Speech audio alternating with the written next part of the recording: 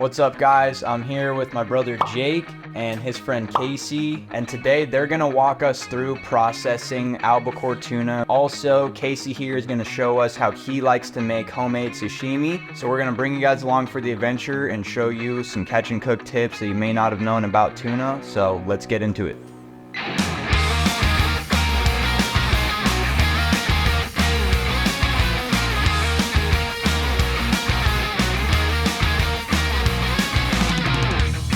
Walk us through yesterday and like what we kind of had to go through to even catch these fish in the first place. I had never caught tuna before, and I'm sure a lot of people out there maybe have never tuna fished. Sure. So we start out the day, we're here in Newport on the Oregon coast. We spend hours or days watching weather reports, satellite shots, picking our spots, picking our kind of starting point where we want to head to, what we're going to do. Yesterday we had a pretty short run for, all intensive purposes on the tuna grounds. We ran 35 miles out of Newport, west-northwest, and got right into the fish. Within probably the first 25 or 30 minutes of starting, and had pretty much steady action with a few lulls for the day. We made it a short day. We put fishing about 1 o'clock, headed in. We were back at the dock, around 2:45 with 16 really nice grade tuna. 16 tuna, that's obviously a lot of work. Luckily there was a lady at the marina who we can pay to help process our fish, but is there any specific way that you have to fillet the fish once you catch them? So the first thing when you catch these fish, way before you fillet, is icing. You gotta keep your fish really cold. So we're using a bleed barrel on the boat with several 5-gallon buckets full of saltwater ice and some salt water. So we're bleeding our fish immediately. We're putting them head down in a ice slurry,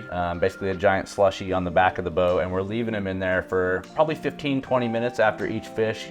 Each fish gets at least that long in the ice water before they get packed well in flake ice on the boat. That's the most important thing. Tuna are a warm-blooded fish, so as you're fighting them, you're raising their body temperature, so you got to get them chilled off so you get a good end product. The next thing, so we can fillet tuna, but after a long day, it's kind of nice, like Chandler mentioned, to have the ladies there at the dock. I've got an awesome filleter I work with. When we get cell service, I give her a call on the phone and let her know what we're coming in with and when we're expected to be there. And she's pretty much there ready with her trimmer, and one gal carks the tuna and one gal trims them up, gets the bloodlines out. So that's what you see here is we got these bigger, they're giving us 2 fish in a 2-gallon bag. In that sort of setting where you're on the fillet tables at the marina, nothing's perfect. So you do tuna dry, so you're not rinsing. You don't want to rinse your fillets with the fresh water. So what you get is kind of what you see here. I've got 3. These are bottom loins. I can tell because they're a little shorter than a top loin, but you get a few little spots on them. There's a scale over here.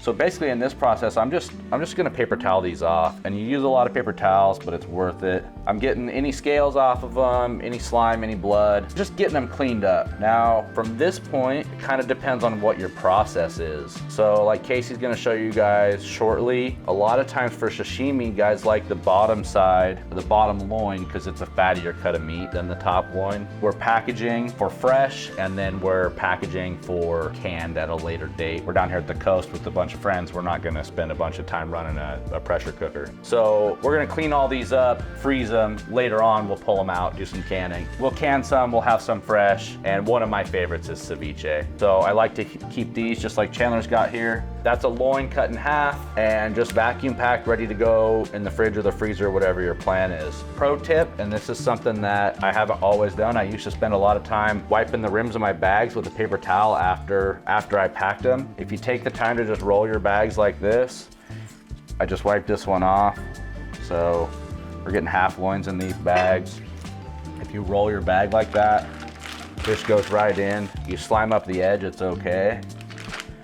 I got dirty hands, but you roll that over, and that part that you rolled is now clean and ready to go into the vacuum sealer. You don't have to now wipe it off, and all that tuna oil isn't gonna ruin your seal.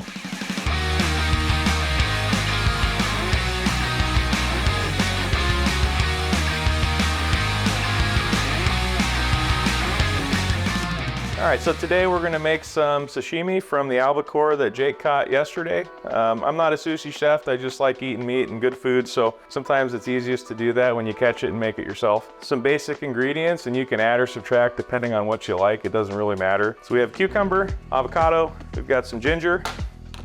That stuff is awesome. wasabi, of course, some tamari sauce, which is just bougie speak for soy sauce, sriracha, and some sushi rice.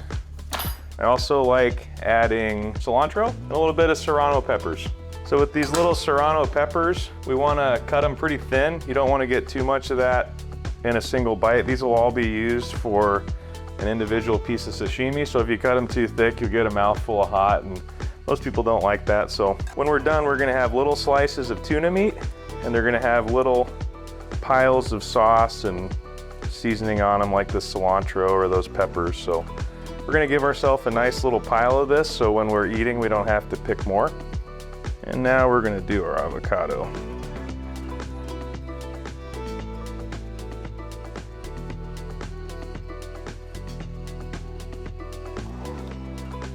And now comes the cucumber.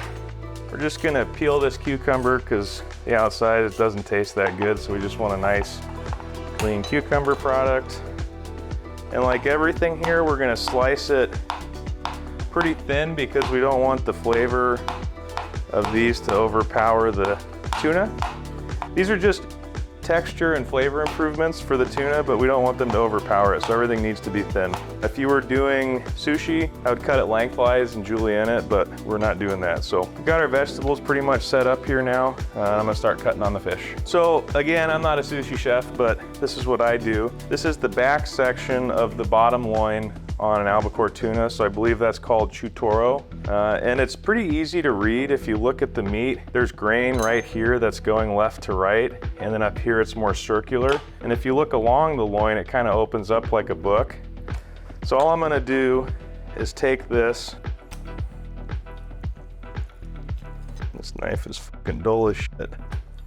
Take that and break it out, separate them.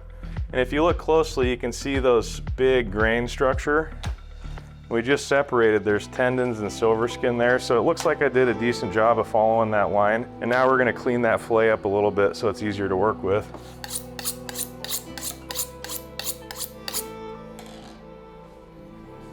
We don't want all these chunks hanging off of here, so I'm gonna make a nice clean edge. And again, there's another seam right there.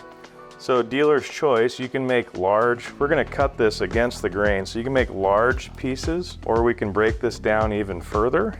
And I think what I'm gonna do is pick a nice point here where that seam gets much more profound, and I'll save that for later. So we're working towards a nice clean fillet. We're not gonna eat 20 pounds of sashimi at once. So again, you see the grain structure here that's lengthwise that way. You can also see these ridges this way, which means we need to cut the meat that way. So we've got a few pieces here cut. I've got my short grain there.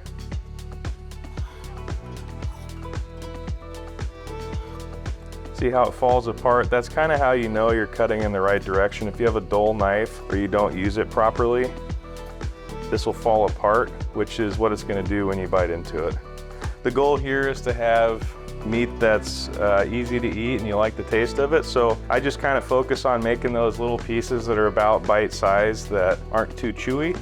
Outside of that, I don't know how much else it matters other than just presentation. Soy sauce is the great simple way to start. You can even drizzle a little soy sauce across the whole thing. I like doing soy sauce in a bowl. It's pretty basic, you know, soy sauce, maybe a little sriracha, and then we'll mix that up. You can also use peanut sauce in there, wasabi, whatever. All of you probably know how to eat sushi, so pickled ginger is probably my favorite thing about sushi besides the fish. Okay, so now the fun part. You take a few pieces, we get a little bit. You want to use the thin ones, you know. Not every piece you cut's going to be nice and thin, so I like them real paper thin, and you don't have to do these all the same. I like a little heat, so we'll put a little pepper on there, a few of those, a little cilantro. You don't have to go crazy here, but maybe an avocado slice here and there. You know, if you don't like slimy food, this is not the meal for you because the avocado and the tuna are pretty slimy, but man, they're tasty. If you want to, you can also go extra and sear your tuna just a little bit. This is a pretty traditional preparation for albacores. They sear it. So butane torches work great for that. So the last little secret, you can use ponzu sauce, but I like using just straight up lemons, just a little bit on there. It gives a little freshness. That's done. We're gonna go ahead and get our chopsticks. Another pro tip, when you get your chopsticks, don't forget to roll them and take off those splinters. Get them warm for the food we're about to enjoy. Get a little piece of ginger on there, a little piece of fish, and a shitload of soy sauce.